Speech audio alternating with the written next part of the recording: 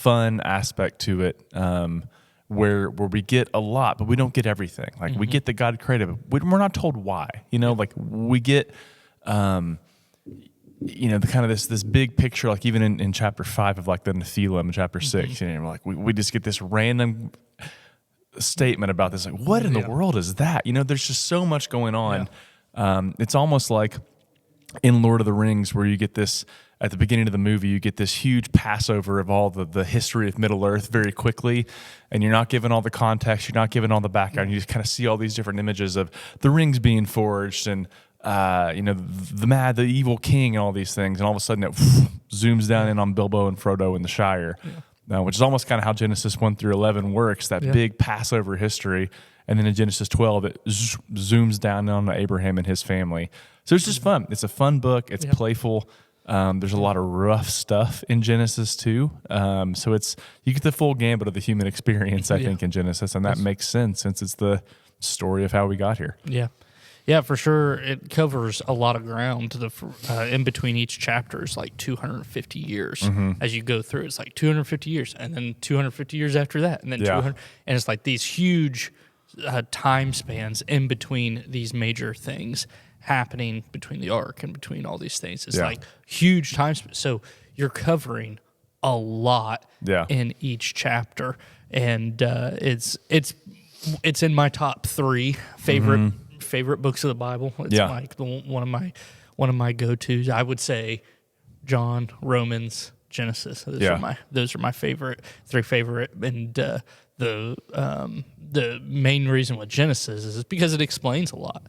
Just Genesis 1 and Genesis 2 explains a lot of things of like why we are here, how we got here, who created us, why is the world in the shape that it's in.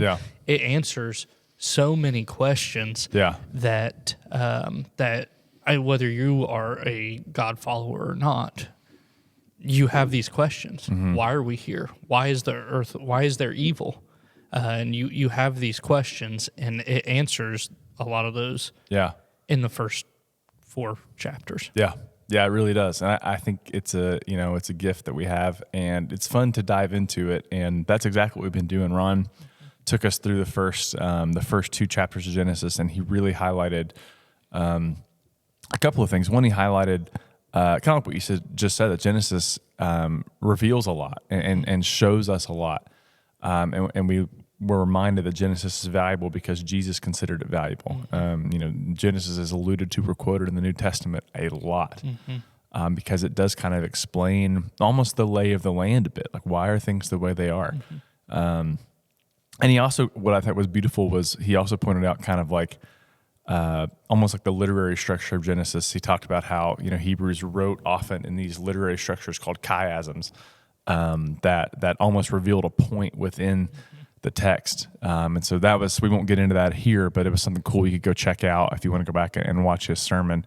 So it was kind of cool to look at, hey, here's the theological message of Genesis, and also it's underscored by this literary structure that is further pointing us to the truth that, hey, God created us, and that God created us in his image. And what that means to be a human in God's image goes so far beyond what we look like or what we sound like. It means we're endowed with the creative capacity, I think, of our Creator. God in Genesis 1 and 2, tells Adam and Eve, hey, fill the earth and subdue it. Go make something with this. Go be creative. He's almost setting them apart as almost like stewards of his creation. You guys get to rule over my creation with me. Go harness that creative potential. Other animals don't have that, right? Other animals are created. Fish can't build cities. Fish cannot, create skyscrapers. They can't invent fill in the blank. A shark's not coming up with Legos. Humans can. We have this creative capacity, and those are small examples of kind of the creative capacity that God's wired into us, and that's part of what it means to live in his image. And so that's a beautiful thing. And as we saw this past week, as Alan told us, that creative potential and that image got shattered pretty quickly. Yeah, definitely. With children's ministry, we talked about how You were created. Each person was created on purpose with a purpose, and so God made man in His own image with a purpose and on purpose, and He's pretty clear throughout the Bible what those purposes are and what we're called to do for Him. And I when I think of God creating us in His own image, not only does that make us special and separate from the rest of the world, it makes each individual special. Yes, for sure. And so, and it gives a foundation to freedom. It gives a foundation to basic human rights. It gives a foundation of why people are valuable. And being created in God's image, we are special, we are set apart, and we are valuable. And so it is a huge statement, one that was a huge push for civil rights, for the Civil War, all these where people are fighting because they're saying, man, they're created in God's image. These people are created in God's image for women's rights. They are created in God's image. They're not a partial person or somebody less than. Right. They are created in God's image, and God has a special purpose, and He made them on purpose for a purpose. And that gives a foundation of human rights that without God, I don't know where that comes from. Yeah, no, I think that's exactly right. I think for me, because we value the image of God in people, that should create in Christians this posture of I am pro-person from womb to tomb, right? From before you were born until the moment you die, like I am for you. I will stand on behalf of you. I will work so that you may experience those rights that what we believe God has created us with, and the dignity that God's created us with, because every person, like you said, is created in God's image. And that has so many like far-reaching implications for how we treat each other, how we look at each other. And you can see pretty quickly how, once you get to the fall, how not only is the image of God in Adam and Eve, like how they see themselves shattered, right? Because they realize they're naked, they cover themselves, they hide in shame. So the way they see themselves is shifted. The way they see their relationship with God is shifted, but also their relationship with each other is shifted. They start blaming each other immediately, and part of the curse, God says there's going to be, contempt between Adam and Eve at that point. There's going to be struggle between them, and we see that all the way to now. You talk about you could probably boil a lot of the problems we have in the world down to the fact that we have lost the ability to see God's image in other people or in ourselves because of this fall, because of the way sin has shattered and distorted our ability to perceive God's image in other people. Yeah, Jesus spoke on this when he asked. He said, "Get me a coin to look at," and he said, "Whose image is on this coin?" And it's Caesar, his image. And so he says, give to Caesar what is Caesar, give to God what is God's. God has put His image on us, and we are called to bear it. We are called to live in it, and that is there's a whole lot of things that go into that. People would take those coins and they would shave off the edges and slowly build up a whole other coin. Yeah. And it's like, we do that with God's image. We take what He gave us. You look at a brand new coin and you go, man, that looks nice, and it's all there, and we shave it off. We use it for things that are evil, that are against what God's purpose was for our life and for people, and it gets smaller and thinner and worth less as it gets ground down, as it gets hurt and stuff like that. So when we're taking and we're hurting God's image, it not only hurts the person that God put the image on, the other person, it also devalues ourselves and takes away from us. And so we have to give to God what is God. Give to everybody else what's theirs. Give to what's theirs. But we have to give and that's our whole selves. And it's a hard message to accept, but it's one that He grabbed all the way from Genesis Genesis 1, and where he's saying, my image is on you. Yeah. And that's special. That makes you different. Live in that image. Yeah, absolutely. That's a great point. And that's again, one of the things I love about Genesis is Genesis is almost, I mean, at least the first like 11 chapters, the whole thing, obviously, but I feel like is such a theological and evangelistic text. I think so often maybe we come to Genesis with the wrong ideas. We try to force it to be something it's not, and we try to make it a science book or a law book or whatever. And it can be those things. Genesis, it tells us about creation. It tells us, God did it, and it tells us where things came from. But at its core, I think Genesis is this theological, exposition of the things you just talked about. Who is God? Why? What has he done with us? What are special about him? What's special about human beings? How do we live in God's image? What were we intended to do? How has sin broken it? And it's also this evangelistic document, I think. Genesis speaks particularly to their culture. Their surrounding, nations around them worshiped nature. They worshiped the sun, the moon, the stars. Genesis comes along and says, hey, listen, the things that you worship, there's actually a creator that made those things, that brought them into existence. And all glory and goodness is reserved for him.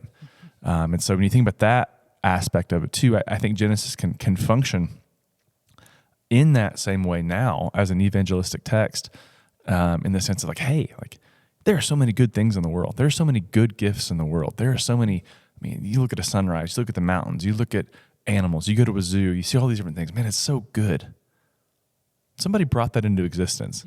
Somebody thought this up. Somebody was creative enough to do this. And what Jonathan Edwards and other scholars would say is that God created because that's just who he is. If God is love, love has to exist in relationship. And God has existed eternally in relationship with God's self and the Trinity. But God's ever expanding love led to creation, to share his presence and his glory with other people, all of creation, but specifically humans. And so I think it functions in that kind of evangelistic way too, of hey, look at all the good things we have. There's a reason. There's a God that desired to share this goodness with us. And even though things are kind of broken and messed up right now, he's going to put it back together the way it should be. And you want to be a part of that because it's going to be better than you could ever imagine. Yeah. Yeah, for sure. And I think that's a beautiful message of Genesis 1 and 2, as we kind of transition into 3 and 4 with the fall, with Adam and Eve, the first people, first mistakes that were made, the first sins, choices, really the first choices that were made that chipped away at that image of who we are. To go back to the coin analogy, just chipping away at it. We see Satan, we see the serpent, or however we see that. We see him in the garden. He's deceiving. He's lying.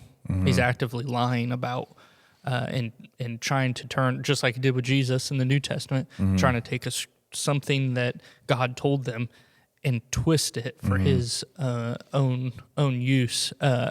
And I would say, it's all the devil's fault, but it's a choice.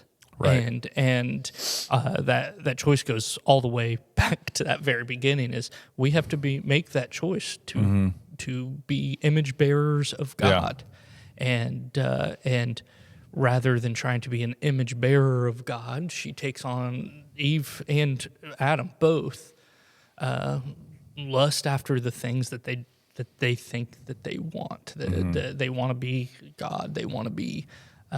They want to put themselves first, and they want to have what they think is some kind of secret wisdom or something. It's that my way is better than what God's way is, and it is sad because it breaks something special. And if it hadn't been them, it would have been me. That's for sure. That's right. Because I've done it. I've sinned plenty of times, and so it's. And not against them for my voice. It's just they made a choice that it didn't matter who was the first people created. They were going to make that choice. Right.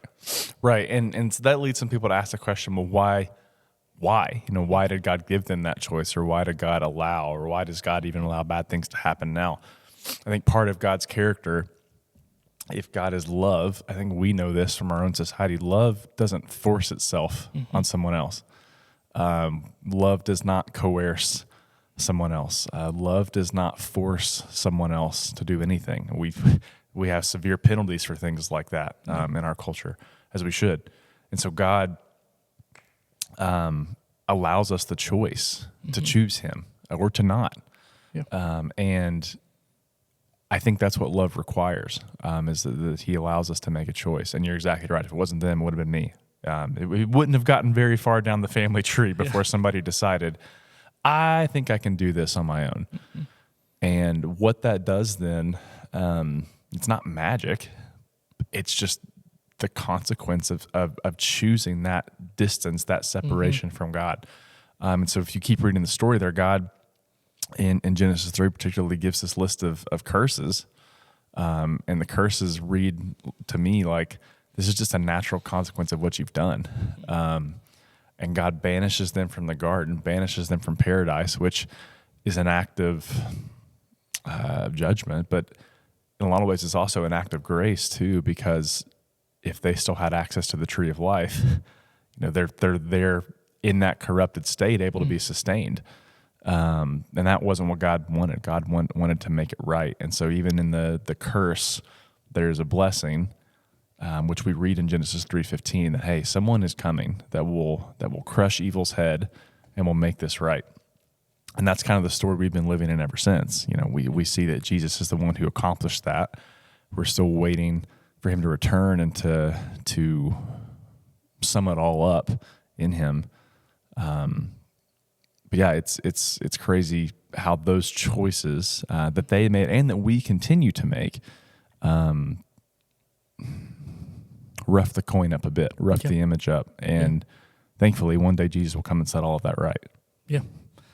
Yep, definitely. And with that's a big apologetic question because it's tough. It's tough to see suffering. It's tough to see pain. It's tough to go through terrible things and go, why would God allow this to happen? And like you said, it's choice. You have to have freedom. Real love gives freedom. Real love is a choice. It's not feelings or it's not me controlling somebody. Yeah, it's a choice. And that's a choice. If I went and I kidnapped Brittany and forced her to marry me, and that's not actually love. That is, like you said, coercion. And so God gave us that choice, and like you said, He gives it to us all the time, and still gives it to us with Christ. He's not going to force us to be in heaven with Him. He doesn't. That's not if we choose not to be with Him. That's our choice. And you people listening to us may go, who would choose to not be with God? But there are people who would say, even if God was real, even if I knew it was real, I still wouldn't want to be with Him. There are people who say that all the time. You can find it on the internet, on YouTube, all over the place, polls and things like that. And it is a sad reality that that God, not the sad reality that He gave us a choice, but that people would choose, man, even if I did think this was true, I wouldn't follow it. And so it's tough, but it's something for us to wrestle with and for us to go, okay, am I choosing God? Am I making that choice every day, or am I, when I'm being tempted at this apple, it's worth not taking the apple. It's worth it. I think what's really cool about this story is that Jesus reverses a ton of these curses just at His death. He takes on the thorns. He says the ground will be with thorns. Jesus has the thorn on Him. It breaks the curse of women being, having enmity between men and those things. There's these curses that are set in then, and Jesus even just on the day that he died and resurrected, he reverses those. Death, the curse of death, and it's really cool. That's a cool thing to look into if you've got time.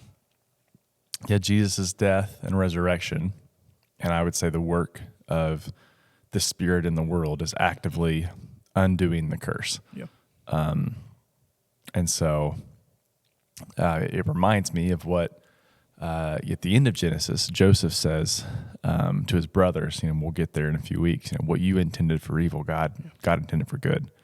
And I think that is the story of Jesus' death and resurrection. What the enemy meant for evil, God used it for our good and for his glory through Jesus' resurrection and the undoing, the breaking of that curse. And so I'm excited to keep talking about this. Genesis has so many great stories, and we can't cover all of them in 8 weeks. There's just so much there. Genesis is 50 chapters. There's so much there. We can't cover it all in 8 weeks. But I would encourage you, as we read through and as we talk about this, why don't you read through Genesis? I think you'll find a lot of fascinating things there. And I think it'll really enrich your understanding of the way the world is, but also enrich your understanding of who God is too. Mm-hmm. Yeah, that's for sure. Like I said, it's one of my favorite books to really dig into. I think it's a really important one, and I'm glad we are reading it, and I'm excited to see as we move through Genesis and cover another huge swath of time coming up next in the next coming weeks. I'm excited to do that. Yeah, it's going to be good. Well, hey, keep staying tuned here. I think we're on schedule for Table Talk for a bit here, so no, summer gets a little tricky, but if we happen to be out for a week, we will get the next week to you and cover what we talked about on Sunday morning. So hope you're having a great start to your summer. And we're excited to continue to dive through, run through, swim through, walk through Genesis over the summer with you. Have a good one. See ya.